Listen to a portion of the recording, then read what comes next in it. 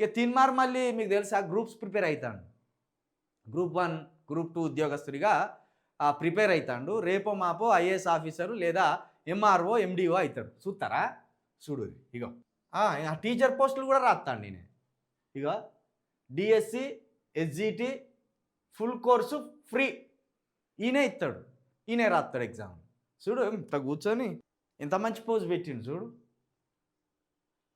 10th 4 సార్లకు రాసి pass అయిందట. 10th 4 సార్లు రాస్తే కానీ పాస్ కాలేదట. గటువంటి ఎమ్మెల్సీగా ఎన్నుకుంటారు మీరు, ఏం చేయాలి? మళ్ళీ నిజంగా నీ 10th నువ్వు ఎప్పుడు పాస్ అయినావు సర్టిఫికేట్ తెచ్చి చూపించాలి. ఇంత పెద్ద పోజులు పెడతాను కదా, ఎవడైనా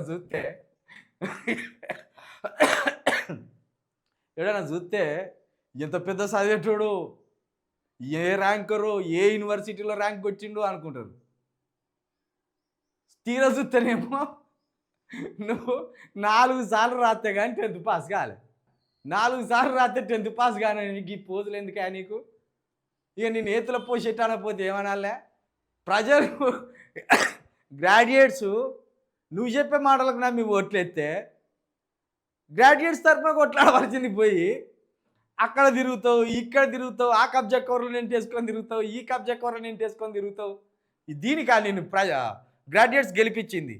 6 నెలల్లో నీ ముఖానికి గ్రాడ్యుయేట్స్ విషయంలో ఒక్కనాడన మాట్లాడుతీవా? ఒక్కనాడన కొట్లాడుతీవా? ఏ సమస్యనైనా పరిష్కరిస్తీవా ఈ 6 నెలల్లో?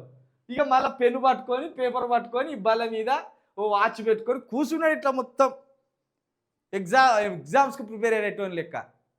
ఈ ఏతుల మారి కథలు మాను, ఏతుల పోషెట్టి ఈ ఏతుల మారి కథలు మాని ఏమైనా అక్కడికచ్చ పనులు చేయి. ఏతుల మారి కథలు ఇవేనారా పోషిగా నీ ఏతుల కథలు అంటే ఇంటికాడ ఇంకిన్ని ఉన్నాయి అన్నాడట వెనకటోడు. ఇవేనారా ఏతుల పోషిగా ఈ ఏతులు అంటే లేదు ఇంటికాడ ఇంకిన్ని ఉన్నాయా సందగల దాచిపెట్టి కచ్చుకున్నా అన్నాడట. గసంటి ఏతుల పోషెట్టి ఈ ఏతుల పోషెట్టి